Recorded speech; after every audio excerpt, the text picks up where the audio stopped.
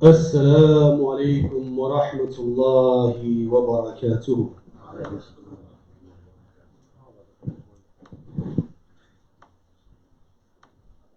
الله أكبر الله أكبر الله أكبر الله أكبر. أشهد أن لا إله إلا الله. أشهد أن لا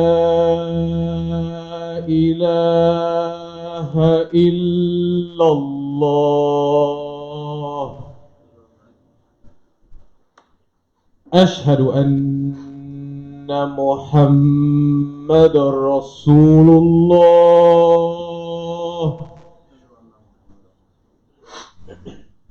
أشهد أن محمد رسول الله.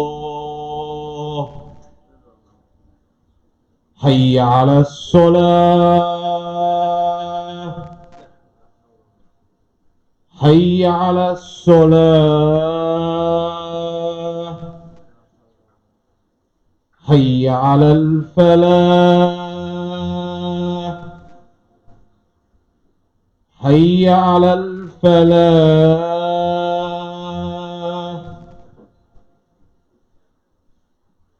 الله أكبر الله أكبر. لا إله إلا الله.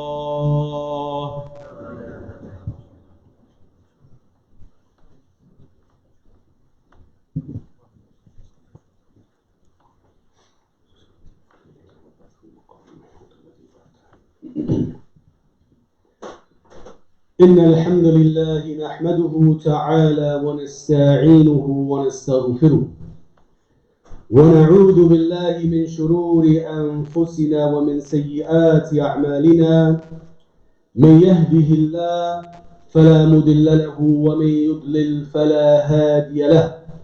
وأشهد أن لا إله إلا الله وحده لا شريك له. وأشهد أن محمدا عبده ورسوله صلى الله عليه وسلم. يا أيها الذين آمنوا اتقوا الله حق تقاته ولا تموتن إلا وأنتم مسلمون. يا أيها الناس اتقوا ربكم الذي خلقكم من نفس واحدة وخلق منها زوجها وبث منهما رجالا كثيرا ونساء. واتقوا الله الذي تساءلون به والأرحام إن الله كان عليكم رقيبا. يا أيها الذين آمنوا اتقوا الله وقولوا قولا سديدا يصلح لكم أعمالكم ويغفر لكم ذنوبكم ومن يطع الله ورسوله فقد فاز فوزا عظيما. أما بعد، فإن أصدق الحديث كتاب الله وخير الهدي هدي محمد صلى الله عليه وسلم وشر الأمور محدثاتها وكل محدثة بدعة وكل بدعة ضلالة وكل ضلالة في النار. ثم أما بعد. I commence praising and glorifying Allah Tabaraka wa Ta'ala, the only one worthy of all worship, all praise, all glorification.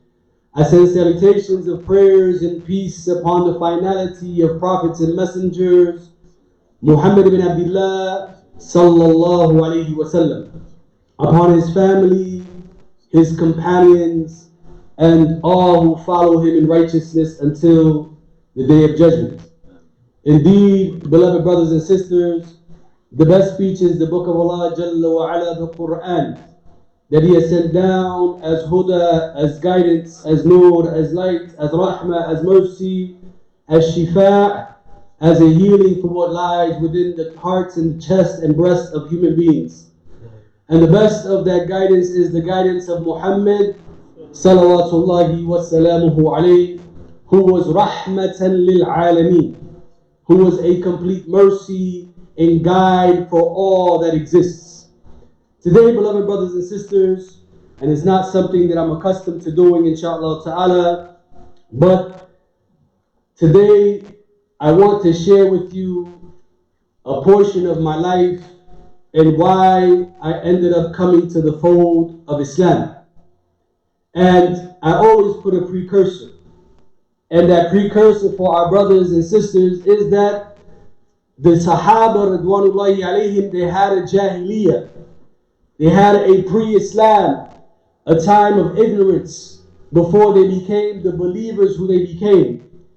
So when we mention things about the past, inshaAllah ta'ala, always keep in mind that also the companions of the Messenger of Allah, they had a past. I was born to two Puerto Rican parents. My father immigrated to this country when he was around middle school age. My family, they followed the Pentecostal Christian faith. My parents, because they had me when I was young, for the most part, they weren't very religious.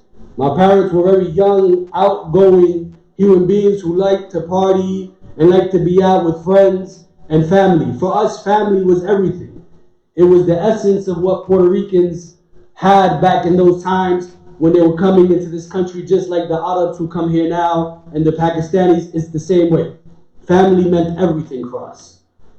But my grandmother and my father's sister, they were the ones who were the religious figures in my home.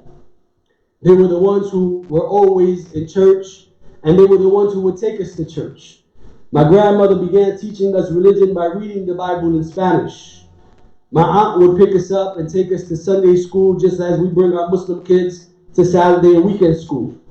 And they were the ones who constantly would pump religion into our hearts when we were young, and pump the importance of worshiping God, the importance of taking care of the house of God, as my grandmother would put money in my pocket and she would say, make sure that you put this in the box at church, and then here's a little extra so you can go buy yourself some candy afterwards, just to make sure I put the money in the box and don't keep it for the candy, right? Right? And we find that after that, I grew up in this household of Christianity, and like many youth, by the time I was 10, 11, 12, I come from a broken house, meaning my parents divorced when I was the age of 10. I'll never forget the day that I received the phone call from my father, and he said, son, I'm not coming back home again. One of the hardest moments a young man at this prime age in his life could have ever heard. Stuff that affected me going on through life. And I had parents that had a bad divorce. So that means they didn't talk to one another.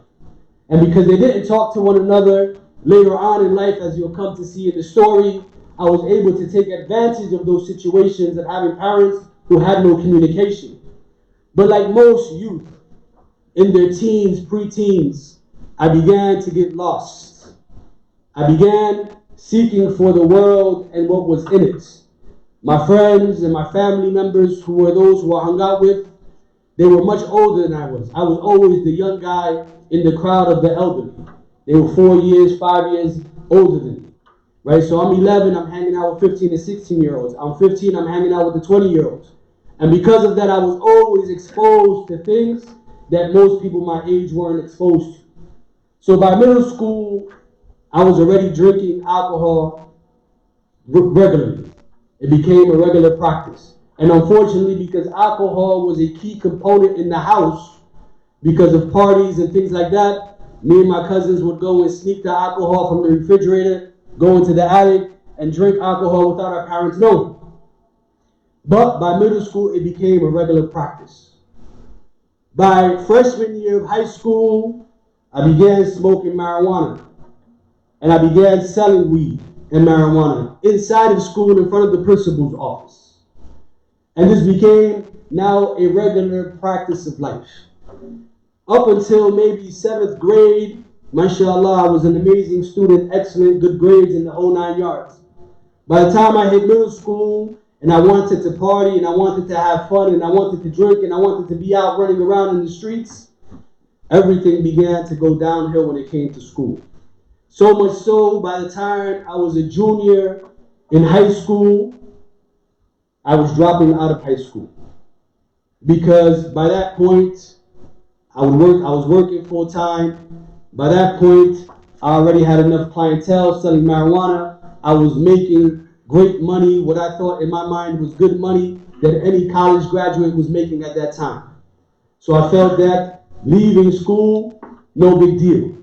But I had a father who had some wisdom. And he didn't know, subhanAllah, the things that I used to do. He had an idea. My father more so than my mother. My mother, she was kind of out of the picture because I went to live with my father when I was 11.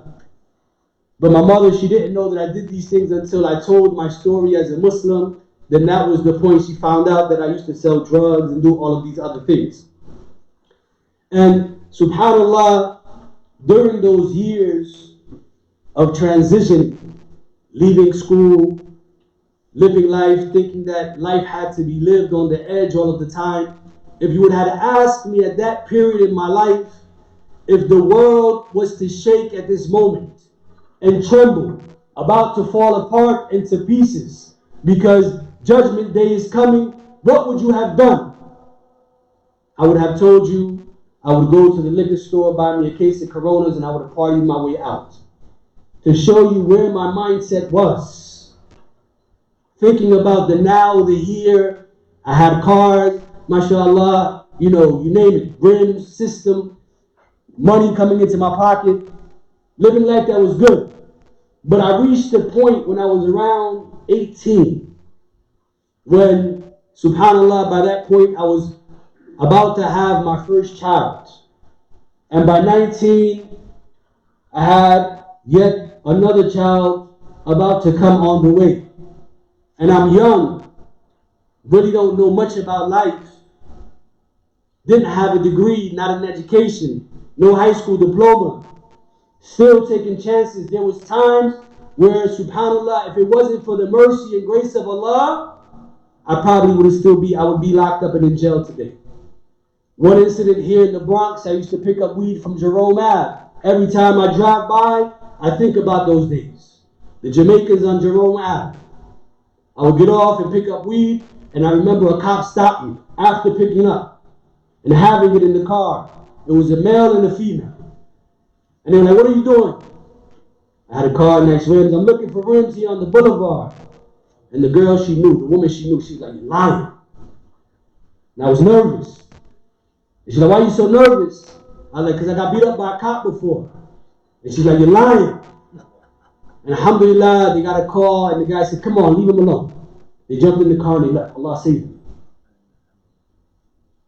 Another time, I came out of the bar drunk, the club drunk, went to a diner and ended up getting into a fight with grown men.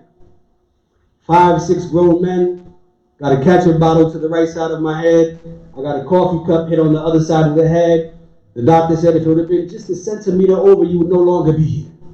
Head sticking out like this, blood gushing all over the place. Almost died. Another time, I met some friends I hadn't seen in years from Hackensack, New Jersey, and they said, "Wes, come over."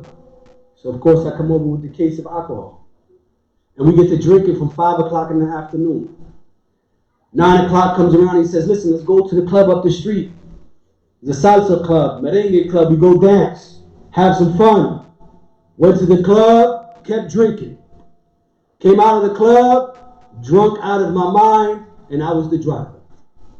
Got behind the wheel, and sure enough, a mile down the road, I fell asleep behind the wheel. and I crashed into one of the big light poles there on the main Ave. Split my car all the way down the middle. And Allah Tabaraka wa Ta'ala saved my life. And the cop had seen the entire accident. He came over to see what was going on. I'm breaking lollipops, trying to give it to my boy. Say, here, take that. We gotta, make sure he don't know we were drinking. We reeked of alcohol. Alhamdulillah, the cop ended up being someone who my friend went to high school with. Allah saved me again and allowed me to leave without a fine, a ticket, no going to jail, nothing. Another time, alhamdulillah, which I won't mention why, I ended up locked up twice. And alhamdulillah, Allah saved me and didn't allow me to go to jail, alhamdulillah, as well. Got off with a warning the first time, and the second time got off with a second warning. And the judge told me, you come back here third, and you're gone. And I could have got 25 years to life for that second charge. But Allah saved me. And subhanallah, in that journey, I was looking, I was lost. And I began searching for something. I began going back and looking at Christianity, because at that point my mother started getting a little religious. And we were raising foster children. My parents have always raised foster children in the home of mother. And there was a young man named Edgar. He was from the Bronx. He lived in my house. His mother died of HIV when he was young. His father was in prison all of his life. And I felt for the boy. He was younger than me, so I took him on like he was my little brother. But here in New York, he used to be part of gangs. He was part of Zulu Nation. And he says, listen, man, you got to come down and check out Zulu Nation. We meet up, in the African Art Museum on 125th in Harlem once a month. Africa Bambaataa is there. For those who know hip-hop, Africa Bambaataa, the father of hip-hop, inshallah ta'ala, considered one of them. And he's one of the founders of Zulu Nation. So there's the hip-hop side and then there's the dark side. I got to see both. We went and became a part. And it was at one of those meetings that a brother by the name of Abdul Aziz came home from Rikers Island, from Puerto Rico. And he came to us and he says, listen, man, can I talk to you about Islam? He knew Edgar because Edgar was underneath his control. He was the general, he was underneath him. And he also was from the Bronx. So we came back to the Bronx.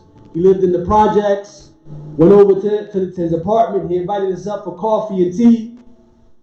And he began to talk to us about the tawheed of Allah, the oneness of Allah subhanahu wa ta'ala. And he gave me my book, the first book on Islam, Tawheed, by Dr. Bilal Phillips. And I remember me, Edgar, and a friend of mine, Tony, all of us Puerto Rican, we took the book, we took the Quran, and we began to read it. And for me at that moment, because in my teens, I always had a problem believing Jesus was God. I was like, he was a man, he lived, he ate, he had to breathe, and supposedly he died, right? So how can he be God, right? So I had a problem with it. I would pray to God every now and then, only when I would get in trouble. When I was in extreme trouble, God helped me, as Allah says in the Quran. And then when things got good, back out to the streets again. And I said I could believe in this concept of the oneness of God. But I said I have to give my religion a chance, the one I was born in. And I went back and I read the Bible from cover to cover with pen and highlighter in hand. And I found things that just bedazzled my mind. And I got people who are pastors in my family, uncles and cousins. My grandfather was a pastor. My grandmother, very religious. And I would go back and ask them about these verses. What about this verse? And what about that verse? And what about this verse? And what about that verse? And most of the time they didn't want to conversate. They said, no, we don't want to talk. You're learning whatever they're teaching you. They're trying to, change your mind. They're poisoning your mind. And I said, I'm asking questions because I want to know. I want knowledge. I don't want to move on ignorance. I don't want to move just because I was born into this, that this is what I have to be. Answer my questions, and they couldn't. Until the point that there was a debate between a Muslim and a Christian pastor and an Imam. And the Christian pastor, he says, Jesus is the Son of God, and he is God himself. I was a little shy to ask any questions during the debate, so I waited to after. I went up to him and I said, listen, I have a question for you. I said, if you can solve this one question for me, you solve all of my issues with Christianity. I said, when Jesus was on the cross, according to the Bible, he says, my God, why hast thou forsaken me? I said, this is my question. We have your God, Jesus, who you say is the Son and God. I said, and then we have Jesus on the cross crying, my God, showing that there is a being higher than him. Because if there wasn't, who was he crying out to? Who did he pray to? Who did he ask from? I said, so should I pray to Jesus or should I pray to the God that Jesus was crying out to? And he puts his hand on my shoulder and he says, son, you just have to believe. And I said, how? You're not going to point me to some verses in the Bible. You're not going to point me to guidance. You're going to tell me to have blind faith? There's no way. And at that point, I decided to change my life. Before that point, my life was a mess. It was a wreck. I didn't know if I was going, if I was coming. Young, responsible now for 2 kids, no degree. What do? I got to work, I got child support, I got responsibilities to take care of. And it was Islam that helped me to change my life. But it wasn't easy. Those first years being a Muslim were difficult. I remember Abdulaziz, after we told him we wanted to be Muslim, he gave us the Shahada and we accepted Islam. I told him, I said, I'm a man. Don't tell me what to do, how to do it, when to do it. I believe in Allah. I got issues with Muhammad because I don't know him.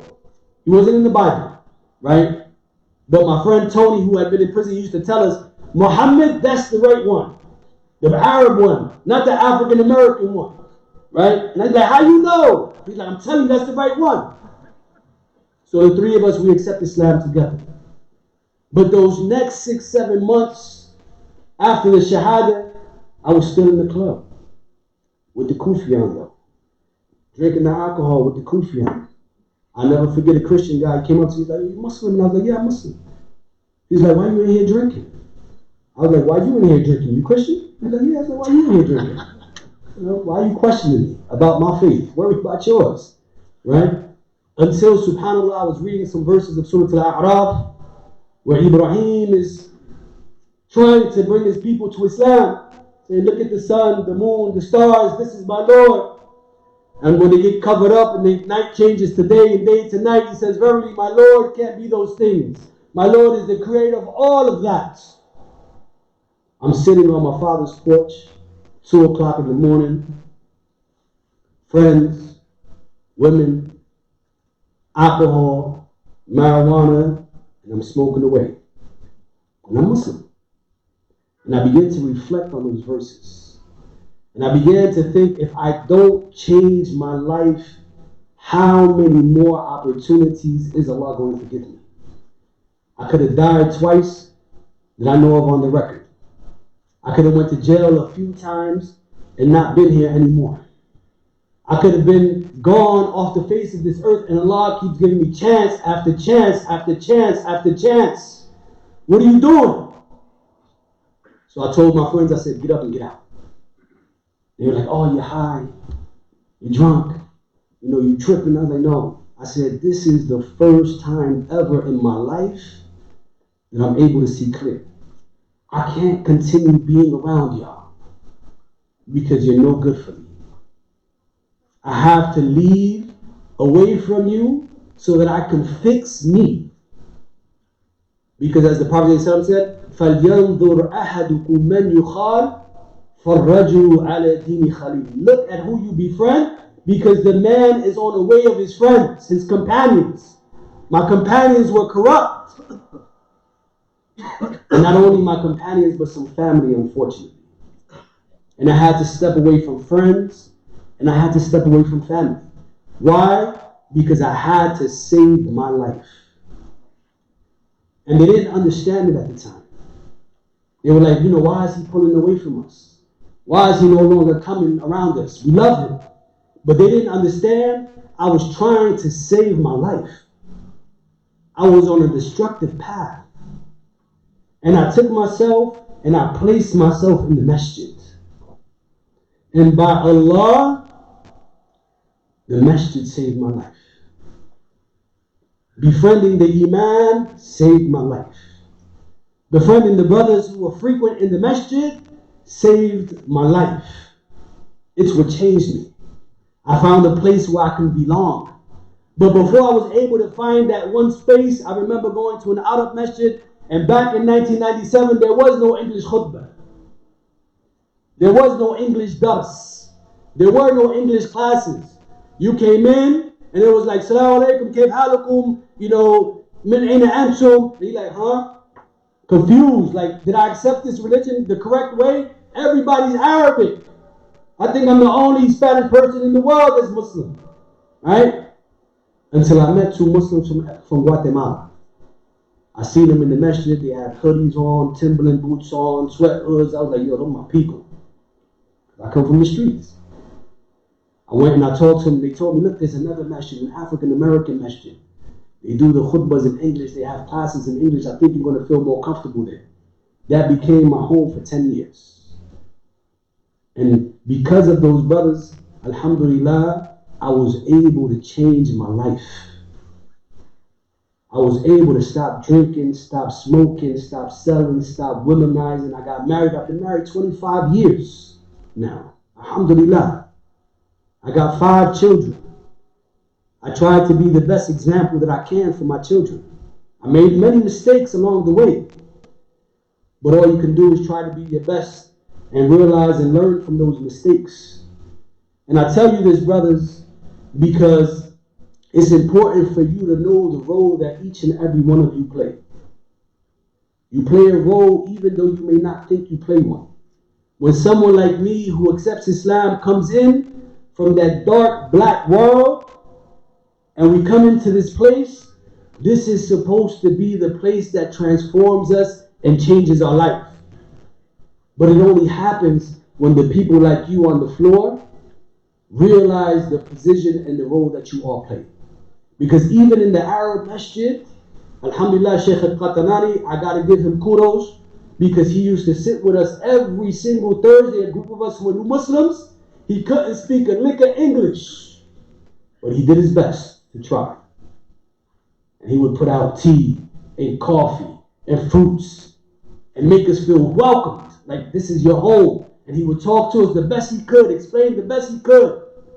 And then he would find someone who spoke better English. Muhammad Ta'al, sit down with them, teach him Fatiha, teach him the Quran, teach him how to read Arabic. And it was because of these a'imma, because of these believers, mashallah, who saw placing value in us, that alhamdulillah, I stand before you here today now on the minbar. A person with a degree, a person who went back to school, a person who got his high school education, a person who, mashallah, graduated from college, someone who, mashallah, has graduated with a degree in Islam. But it was because the masjid helped to save my life. And all of you play that important role, brothers and sisters, inshaAllah ta'ala. So when you see brothers come into the masjid, inshaAllah ta'ala, you have to be on your P's and your Q's. You have to know, if you're from the Bronx, if you're from BMC, you know who's from here every day. You know who the Musallin are. That when you see that new brother that he walks in the door that you've never seen before, you go over and you say, Assalamu alaikum akhi, what's your name? Where you from? You new to the area? You're a new Muslim? How can I help you? How can I serve you? What do you need? How can we be in service? Because if we're not doing this, then we are oppressing and wronging our brothers, inshaAllah ta'ala.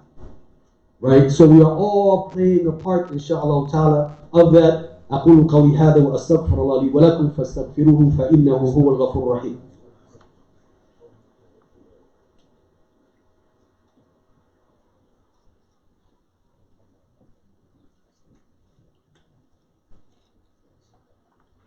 بسم الله والصلاة والسلام على رسول الله وعلى آله وأصحابه ومن تمسك بسنته إلى يوم الدين أما بعد.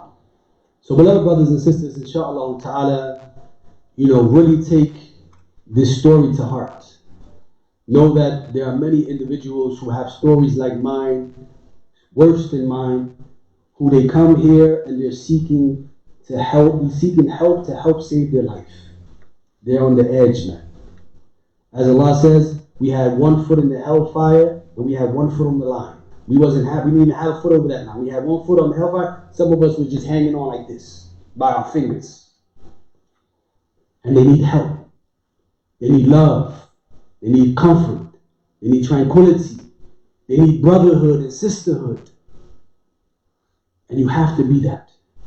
And if you're that, you don't know what type of reward you're going to gain. Because Abdul Aziz, like I've told you brothers before, 24 years ago he gave me the Shahada, and I haven't seen that brother in 24 years. I know he's from the Bronx. I don't even remember which projects I accepted Islam in the Bronx. I was telling my son as I was coming up here. But he gave me Shahada, but Abdul Aziz, he knew one thing. And I didn't realize it until later on. He knew that he still wasn't living right. He still had issues. So what he did was, listen man, you can't have your cake and eat it too. You can't keep coming here and be part of this gang, Zulu Nation, and want to be Muslim. You can't keep living this type of life. And that you got to choose. You just can't be mixing between the both. It don't work. One is going to consume you sooner or later, whether you realize it or not. One will consume you. And he said, find a masjid in Jersey, don't come back to the Bronx. Man. Call me, tell me what they're teaching you, I'll tell you whether to stay. When we called him, he said, don't come back to the Bronx ever again. And we lost communication with him thereafter. And that was from his wisdom. That he felt that if we came around him, he just came home from prison, he was struggling himself, and he knew, I have to pass these young boys over to somebody who's going to be able to give them what they need. And sometimes we ourselves have to have that wisdom as well. If you can't do it, find somebody who can. Find the Imam, find, mashallah, one of the brothers who, mashallah, are frequent, the board members of the masjid, inshallah ta'ala. Now, alhamdulillah, we got brother Omar who's teaching classes here twice a month, inshallah ta'ala. Second and fourth, Omar. Second and fourth Tuesday of the month. He's here after Isha teaching classes for new Muslims. He's a resource for you guys. And because we have this resource here, we should be bringing brothers in and telling them every Tuesday, the second and fourth Tuesday of the month, come to the masjid. We're taking care of you guys. We each play a part, brothers and sisters, inshallah ta'ala. And this is a responsibility that Allah has placed on our necks. May Allah tabaraka wa ta'ala allow us to carry out that responsibility. رَبَّنَا آتِنَا فِي الدُّنْيَا حَسَنَةً وفي الآخرة حسنة وقنا عذاب النار ربنا لا تزغ قلوبنا بعد إذ هديتنا وهب لنا من لدنك رحمة إنك أنت الوهاب ربنا لا تزغ قلوبنا بعد إذ هديتنا وهب لنا من لدنك رحمة إنك أنت الوهاب ربنا آتنا في الدنيا حسنة وفي الآخرة حسنة وقنا عذاب النار ربنا لا تؤاخذنا إن نسينا أو أخطأنا ربنا ولا تحمل علينا إصرا كما حملته على الذين من قبلنا ربنا ولا تحملنا ما لا طاقة لنا به واعف عنا واغفر لنا وارحمنا أنت مولانا فانصرنا على قوم الكافرين فأقيموا الصلاة